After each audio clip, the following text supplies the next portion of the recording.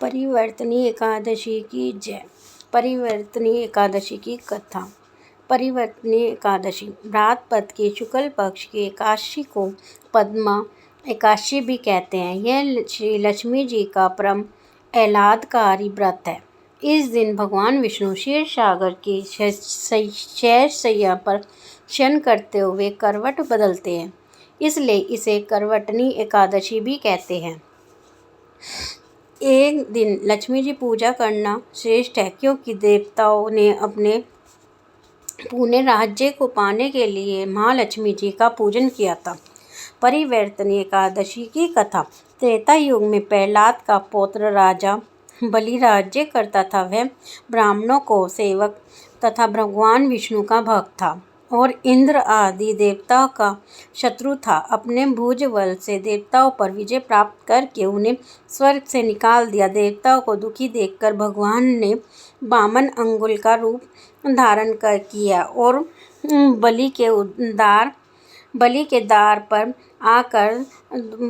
द्वार पर आकर कहा, मुझे तीन पग पृथ्वी का दान चाहिए। बलि राजा बोले, ले तीन लोग दे सकता हूँ। विराट रूप धारण करके नाप लो। वामन भगवान ने विराट रूप धारण करके 2 पग में पूरी पृथ्वी को नाप लिया। तीसरा पग उठाया तो बलि ने सिर नीचे धर दिया।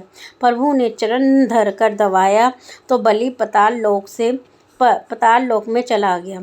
जब भगवान चरण उठाने लगे तो बलि ने हाथ जोड़कर कहा, इन्हें मैं इस मंदिर में धरूंगा। भगवान बोले, यदि तुम वामन एकादशी का विधि सहित व्रत करो तो मैं तुम्हारे द्वारा पर कुटिया बना कर रहूँगा। अतः बलि राजा ने वामन एकादशी का व्रत विधि सहित किया। तब से भगवान की एक प्रतिमा द्वारपाल बनकर पाताल में और क्षीर सागर में निवास करने लगी। वामन द्वादशी।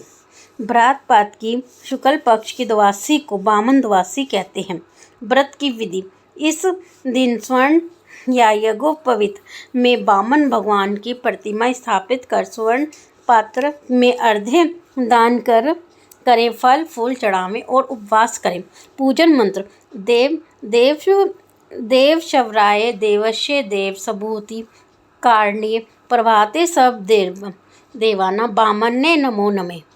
अर्घ्य मंत्र। नमस्ते पद्मनाभाय नमस्ते जलशयने ने तुम मध्यम पर्यश्यामि बालयामन आत्मने नमे शाक धनु प्राणी निपादे वामन्य च यज्ञ भूव फल दातरे वामन्ने नमो नमः।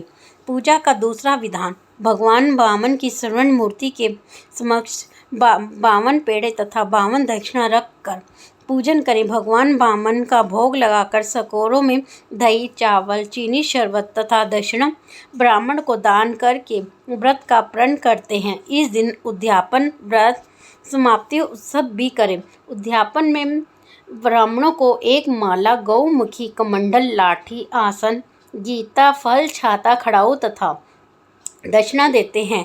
इस व्रत को करने से स्वर्ग की प्राप्ति होती है।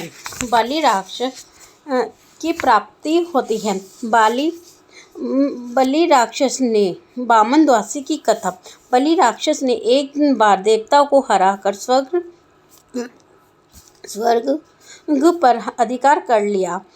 उसका देवताओं को अत्याचार बढ़ने लगा तो देवता माता अदिति ने अपने पति महर्षि कश्यप से सारा हाल कहा। अदिति ने पति की आज्ञा से विशेष अनुष्ठान किया। फलस्वरूप विष्णु भगवान ने वामन ब्रह्मचारी का रूप धारण कर बलि को यह जाकर 3 पग भूमि दान में मांग ली।